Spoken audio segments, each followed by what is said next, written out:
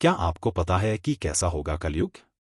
यह प्रसंग उस समय का है जब पांचों पांडवों को वनवास हो गया था। वनवास जाने से पूर्व पांडवों ने भगवान श्री कृष्ण से कहा, अभी यह द्वापर का अंतकाल चल रहा है। आप हमें बताइए कि आने वाले कलयुग में कलिकाल की चाल या गति क्या होगी, कैसी होगी? श्री कृष्ण कहते हैं, तुम पांचों भाई वन में जाओ और जो कुछ भी दिखे वह आकर मुझे बताओ, मैं तुम्हें उसका प्रभाव बताऊंगा। पांचों भाई वन में चले गए। वन में उन्होंने जो देखा उसको देखकर वे आश्चर्यचकित रह गए। आखिर उन्होंने वन में क्या देखा और श्री कृष्ण ने क्या उत्तर दिया? एक रोचक प्रसंग। युधिष्ठिर ने क्या देखा? पांचों भाई जब वन में रहने लगे तो एक बार चारों भाई अलग अलग दिशाओं में वन भ्रमण को निकले। युधिष्ठिर भ्रमण पर थे तो उन्होंने एक जगह पर देखा कि किसी हाथी की 2 सूंड है। यह देखकर युधिष्ठिर के आश्चर्य का ठिकाना नहीं रहा। तब श्री कृष्ण कहते हैं, हे धर्मराज, अब तुम कलिकाल की सुनो। कलयुग में ऐसे लोगों का राज्य होगा जो दोनों ओर से शोषण करेंगे, बोलेंगे कुछ और करेंगे कुछ, मन में कुछ और कर्म में कुछ। ऐसे ही लोगों का राज्य होगा। इससे तुम पहले राज्य कर लो। अर्जुन ने क्या देखा? अर्जुन दूसरी दिशा में भ्रमण पर थे। कुछ दूर जंगल में जाने पर उन्होंने जो देखा उसे देखकर वे आश्चर्य में पड़ गए। उन्होंने देखा कि कोई पक्षी है, उसके पंखों पर वेद की ऋचाएं लिखी हुई हैं, पर वह पक्षी मुर्दे का मांस खा रहा है। अर्जुन ने जो देखा उसका जवाब।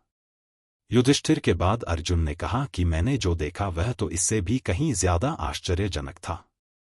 मैंने देखा कि एक पक्षी के पंखों पर वेद की ऋचाएं लिखी हुई हैं और वह पक्षी मुर्दे का मांस खा रहा है। तब श्री कृष्ण कहते हैं, इसी प्रकार कलयुग में ऐसे लोग रहेंगे जो बड़े ज्ञानी और ध्यानी कहलाएंगे। वे ज्ञान की चर्चा तो करेंगे लेकिन उनके आचरण राक्षसी होंगे। बड़े पंडित और विद्वान कहलाएंगे किंतु वे यही देखते रहेंगे कि कौन सा मनुष्य मरे और हमारे नाम से संपत्ति कर जाए। हे अर्जुन, संस्था के व्यक्ति विचारेंगे कि कौन सा मनुष्य मरे और संस्था हमारे नाम से हो जाए। हर जाति धर्म के प्रमुख पद पर बैठे विचार करेंगे कि कब किसका श्राद्ध हो, कौन कब किस पद से हटे और हम उस पर चढ़े।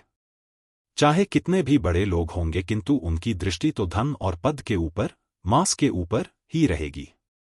ऐसे लोगों की बहुतायत होगी, कोई कोई विरला ही संत पुरुष होगा। भीम ने क्या देखा? दोनों भाइयों की तरह भीम भी भ्रमण पर थे। भीम ने जो देखा वह भी आश्चर्यजनक था। उन्होंने देखा कि गाय ने बछड़े को जन्म दिया है। जन्म के बाद वह बछड़े को इतना चाट रही है कि बछड़ा लहूलुहान हो गया।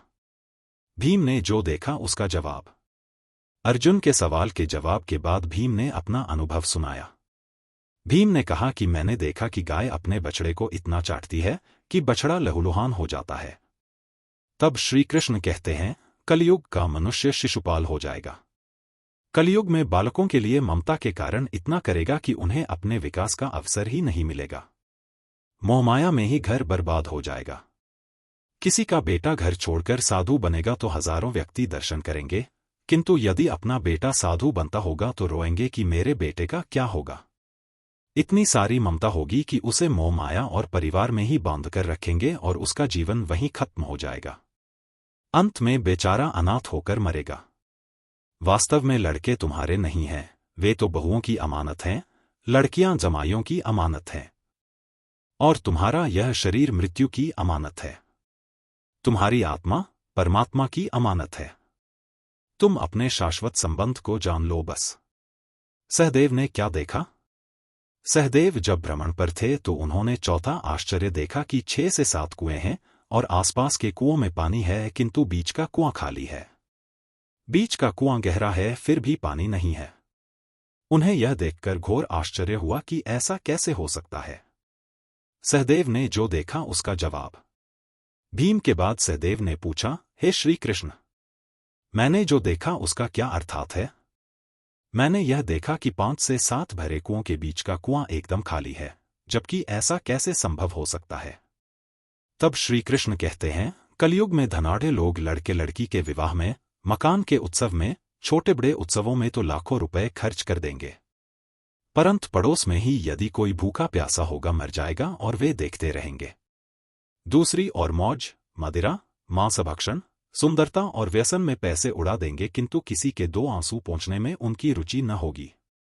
कहने का तात्पर्य यह कि कलयुग में अन्न के भंडार होंगे लेकिन लोग भूख से मरेंगे। सामने महलों, बंगलों में ऐशो आराम चल रहे होंगे लेकिन पास की झोपड़ी में आदमी भूख से मर जाएगा। एक ही जगह पर असमानता अपने चरम पर होगी। नकुल ने क्या देखा? नकुल भी भ्रमण पर थे और उन्होंने भी एक आश्चर्यजनक घटना देखी। नकुल ने देखा कि एक पहाड़ के ऊपर से एक बड़ी सी शिला लुढ़कती हुई आती है और कितने ही वृक्षों से टकराकर उनको नीचे गिराते हुए आगे बढ़ जाती है। विशालकाय वृक्षों भी उसे रोक न सके। इसके अलावा वह शिला कितनी ही अन्य शिलाओं के साथ टकराई पर फिर भी वह रुकी नहीं। अंत में एक अत्यंत छोटे पौधे का स्पर्श होते ही वह स्थिर हो गई। अंत में नकुल ने जो देखा उसका जवाब सहदेव के बाद नकुल ने श्री कृष्ण को बताया कि मैंने भी एक आश्चर्य देखा।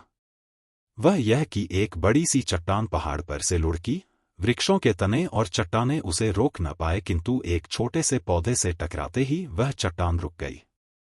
तब श्री कृष्ण ने कहा, कलयुग में मानव का मन नीचे गिरेगा, उसका जीवन पतित होगा।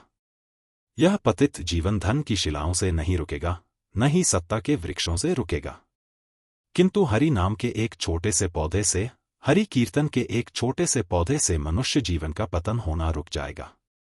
वीडियो को देखने के लिए धन्यवाद। और भी ऐसे वीडियो के लिए हमारे चैनल को सब्सक्राइब करें।